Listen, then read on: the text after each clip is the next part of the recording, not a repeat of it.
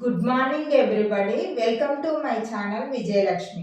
Today's topic is స్మృతి విస్మృతిలో ఉన్నటువంటి కొన్ని ముఖ్యమైనటువంటి విషయాలు.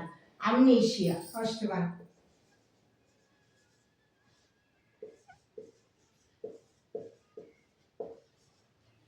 వ్యక్తి యొక్క మనస్సుకు కానీ శరీరానికి కానీ తగిలినటువంటి అఘాతాల వల్ల ఏర్పడేటటువంటి అసామాన్యమైనటువంటి విస్మృతిని అమ్నీషియా అని అంటారు. ఫ్యూగ్ వ్యక్తికి ఏర్పడినటువంటి అగాధాల వల్ల ఆ వ్యక్తి గతాన్ని మర్చిపోయి వేరొక కొత్త ప్రదేశంలో కొత్త పేరుతోని తన జీవితాన్ని ప్రారంభించడాన్ని ఫ్యూగ్ అని అంటారు.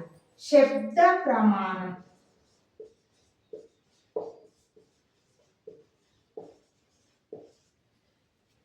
ఒక చూసినటువంటి విషయాన్ని సంఘటనను యథాతథంగా చెప్పగలిగేటటువంటి సామర్థ్యాన్ని శబ్ద ప్రమాణము అని అంటారు.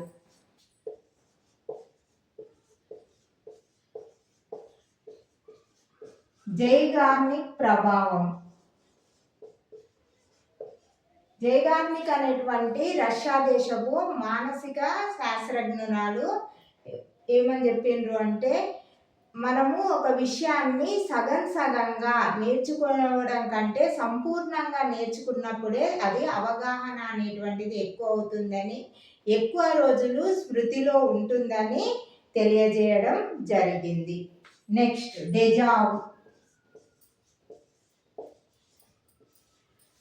మనం ప్రస్తుతం చూసినటువంటి విషయాన్ని ఇంతకుముందు ఎప్పుడో గతంలో పరిచయం ఉన్నట్లుగా భ్రమ అనేటువంటిది ఏర్పడడాన్ని డెజావు అని అంటారు. ఈ భ్రమ అనేటువంటిది మనం ప్రస్తుతం చూస్తున్నటువంటి విషయానికి గతంలో ఉన్నటువంటి విషయానికి మధ్య పోలిక ఉండడం వల్ల ఏర్పడుతుంది అని తెలియజేసిండ్రు. దీన్నే డెజావు అన్నారు. ఇది ఫ్రెంచ్ భాషకు సంబంధించినటువంటి పదం. నెక్స్ట్, మనం చదివినటువంటి తెలుసుకున్నటువంటి విషయాలు జ్ఞాపకం ఉంచుకోవడానికి పద్ధతులు.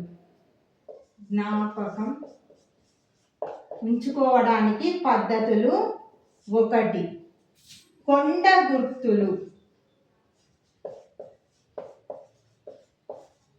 దీన్నే న్యూమోనిక్స్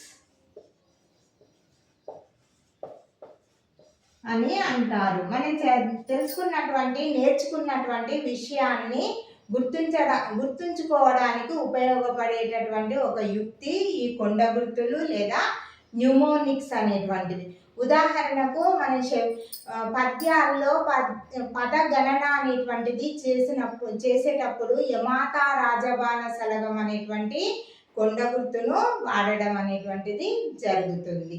నెక్స్ట్, పూర్ణ ఖండ పద్ధతి.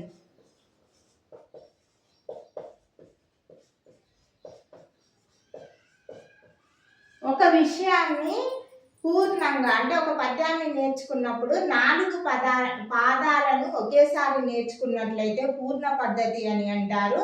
ఖండ పద్ధతి అంటే ఒక్కొక్క పాదాన్ని నేర్చుకొని మళ్ళీ మొత్తం పద్యాన్ని నేర్చుకోవడాన్ని ఖండ పద్ధతి అని అంటారు.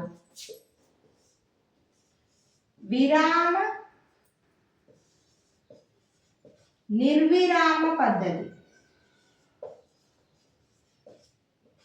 విరామ పద్ధతి ఒక విషయాన్ని అభ్యసించేటప్పుడు అభ్యాసకుడు మధ్యలో విరామం అనేటువంటిది తీసుకుంటూ అభ్యసించినట్లయితే అది ఎక్కువ కాలం గుర్తుంటుంది, అవగాహన అనేటువంటిది కూడా ఎక్కువ జరుగుతుందని మనోవిజ్ఞానవేత్తల అభిప్రాయం.